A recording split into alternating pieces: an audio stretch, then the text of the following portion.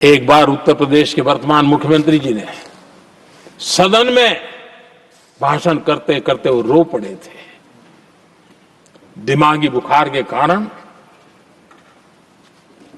बच्चे, अनगिनत बच्चे मर रहे थे। इनको कभी सूझा नहीं कि इस दिमागी बुखार से मुक्ति दिलाई जा सकती है। आदरणीय सभापति जी, आंख की बीमारी ट्रकोमा, लोग परेशान होते थे, आंखें चली जाती थी और विज्ञान प्रगति कर चुका था, हो सकता था, वो नहीं कर सकते थे। हमने दिमागी बुखार से भी मुक्ति दिलाई और हमने ट्रकोमा से भी देश की बोले don't be tell him go on Nitin Yogi ji we all respect you. Please, you feel we shall certainly look into it. I tell you.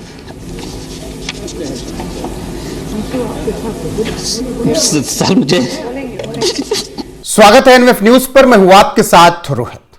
प्रधानमंत्री नरेंद्र मोदी जब राज्यसभा में बोल रहे थे तो उन्होंने उत्तर प्रदेश के मुख्यमंत्री योगी आदित्यनाथ का जिक्र किया और कांग्रेस पर हमला बोला।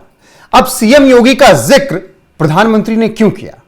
दरअसल एक दौर था जब उत्तर प्रदेश में इंसेफ्लाइटिस से बच्चों की जान चली जाती थी और ऐसे में उस वक्त की सरकारें इस पर ध्यान नहीं देती थी और यही वजह थी कि गोरखपुर से सांसद योगी आदित्यनाथ सदन में बोलते बोलते रो पड़े थे और उन्होंने कहा था कि सरकारें उस ओर ध्यान नहीं दे रही हैं। लेकिन जब 2017 में उन्होंने सत्ता संभाली तो फिर केंद्र और राज्य सरकार ने मिलकर जो काम किया उसका असर यह हुआ कि आज इंसेफ्लाइटिस पूरी तरीके से कह सकते हैं कि उत्तर प्रदेश में खत्म हो चुका है। और उसी बात का जिक्र कर प्रधानमंत्री ने सदन में सीएम योगी की बात की और बताया कि हमने जो प्रयास किए, काम किए, उसी वजह से कांग्रेस हमारी कब्र खोदने की सोचती रहती है। एक बार उत्तर प्रदेश के वर्तमान मुख्यमंत्री जी ने सदन में भाषण करते करते वो रो पड़े थे। दिमागी बुखार के कारण बच्चे, अनगिनत बच्चे मर रहे थे। इनको कभी सूझा नहीं कि इस दिमागी बुखार से मुक्ति दिलाई जा सकती है।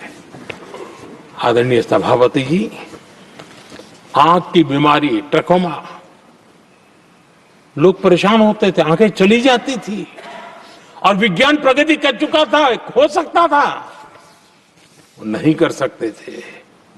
हमने दिमागी बुखार से भी मुक्ति दिलाई और हमने ट्रकोमा से भी देश की लोगों की आंखें बचाई। यही सफलताएं हैं, यही संवेदनशीलता है। समाज के लिए जीने मरने का यही संकल्प है। पल पल, तिल तिल समाज के लिए बिताना, घिसना, झलना, वो उनको परेशान कर रहा है। तब जाकर के मोदी तेरी कब्र खुदेगी, ये मंत्र लेकर के चल रहे हैं, ये सपने देख करके चल रहे हैं और बातें लोकतंत्र की करते हैं।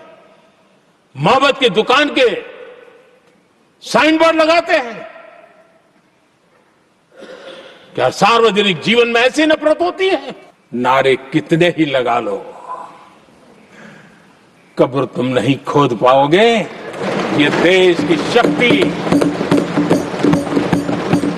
आशीर्वाद रूपी कवच, माताओं बहनों का मेरे प्रति जो भाव रहा है, जिस श्रद्धा भाव से मैंने माताओं बहनों की सेवा करने का काम किया है, जिनको कोई पूछता नहीं था उसको मोदी पूजाता है।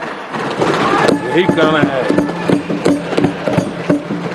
और ये आशीर्वाद ही है जो इनको चूभते हैं और इसलिए कब्र खोदना चाहते हैं।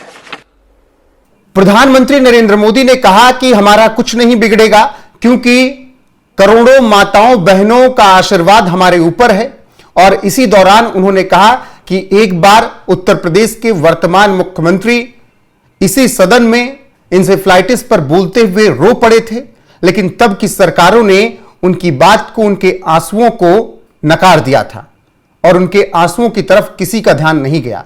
हालांकि वो बच्चों की मौतों पर रो रहे थे, लेकिन कांग्रेस सरकार ने उनकी एक बात भी नहीं सुनी। देखिए किस तरीके से योगी आदित्यनाथ उस समय सदन में रो रहे थे और कह रहे थे कि मैंने भ्रष्टाचार उजागर किया, इसके बाद मेरी जान को खतरा है, मुझे सुरक्षा मिलनी चाहिए, वरना मैं नहीं बच पाऊंगा। बोले बोले, don't be. Tell him. Listen. Go on, Nitin. Yogi ji, we all respect you. Please, without. Please, you feel, we shall certainly look into it. I tell you.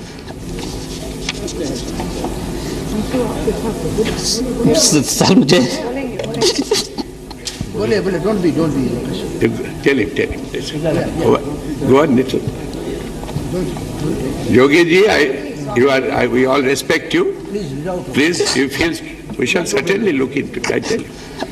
अध्यक्ष मैं तीसरी बार गोरखपुर से लोकसभा का सदस्य बना हूं। मतलब पहली बार मैं 25,000 वोटों से जीता था, दूसरी बार 50,000 से जीता और तीसरी बार लगभग 1.5 लाख मतों से मैं गोरखपुर से चुनकर के आया हूं। लेकिन पिछले कुछ समय से महोदय राजनीतिक विद्वेष के तहत मुझे जिस प्रकार से राजनीतिक पूर्वाग्रह का शिकार बनाया जा रहा है, मैं केवल आपसे अनुरोध करने के लिए आया हूं, क्या मैं इस सदन का सदस्य हूं या नहीं हूं, और क्या यह सदन मुझे संरक्षण दे पाएगा या नहीं दे पाएगा। You are a very honorable member of the house.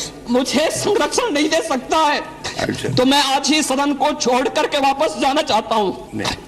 ये छोड़िए सब। मैंने कोई महत्व नहीं रखता महोदय, मैंने अपने जीवन से संन्यास लिया है अपने समाज के लिए, मैंने अपने परिवार को छोड़ा है, मैंने अपने माँ बाप को छोड़ा है, लेकिन आज मुझे अपराधी बनाया जा रहा है महोदय, केवल राजनीतिक पूर्वाग्रह के तहत, केवल इसलिए क्योंकि मैंने वहां पर भ्रष्टाचार के मामले उजागर किए थे, क्योंकि मैंने भारत नेपाल की सीमा पर ISI और राष्ट्र विरोधी गतिविधियों के खिलाफ आवाज उठाई थी और सदन में बराबर उसके खिलाफ सदन का ध्यान आकर्षित करता रहा।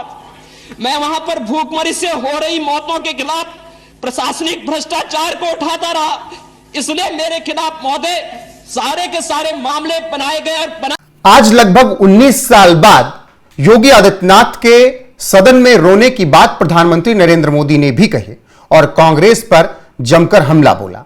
लेकिन अब यहां पर सवाल यह कि इंसेफ्लाइटिस को लेकर जो बात हो रही थी सदन में, राज्यसभा में जब प्रधानमंत्री बोल रहे थे, तो उस इंसेफ्लाइटिस को खत्म करने के लिए उत्तर प्रदेश में, देश में क्या काम किया गया आपको याद होगा। और अगर खासकर आप बुंदेलखंड, पूर्वांचल और अवध के इलाके से होंगे उत्तर प्रदेश में, तो आपको यह पता होगा कि किस तरीके से इंसेफ्लाइटिस से बच्चों की मौतें होती थी, जापानी बुखार जिसे कहा जाता था आम भाषा में, और छोटे छोटे बच्चों की जान चली जाती थी। लेकिन किसी सरकारों ने इस पर ध्यान नहीं दिया। 2017 में उत्तर प्रदेश की सत्ता योगी आदित्यनाथ ने संभाली, तो उसके बाद डबल इंजन सरकार ने इस पर काम किया। और किस तरीके से काम किया, चलिए यह समझ लीजिए। यूपी में इंसेफ्लाइटिस के मामले जानिए। 2017 से पहले हर साल 1200 से 1500 बच्चों की मौत होती थी। 2023-24 तक यह संख्या दहाई के अंक या कुछ जिलों में 0 तक पहुंच गई है। KGMU की रिपोर्ट के अनुसार 2018 में संक्रमण दर 11.25% थी, जो अब घटकर 2.9% रह गई। पिछले 9 साल में जिस तरीके से केंद्र और राज्य सरकार ने मिलकर काम किया, उसी का नतीजा है कि अब इन्फेक्शन की जो दर है वो 11% से जो ज्यादा हुआ करती थी वो 2.5% तक आ चुकी है। पहले 1200 से 1500, 2000 बच्चों की मौत पूरे साल में जापानी बुखार से हो जाती थी, यानी इंसेफ्लाइटिस से। अब वो आंकड़ा कई जिलों में 0 हो चुका है, कई जिलों में पूरी तरीके से समाप्त है, और जहां नहीं है वहां पर इसे समाप्त करने का पूरा काम चल रहा है। तो राज्य और केंद्र सरकार ने मिलकर किस तरीके से इंसेफ्लाइटिस के खिलाफ लड़ाई लड़ी, यह भी जानना बेहद जरूरी है। 2018 में दस्तक अभियान शुरू किया गया, जिसे यूनिसेफ का भी सहयोग मिला।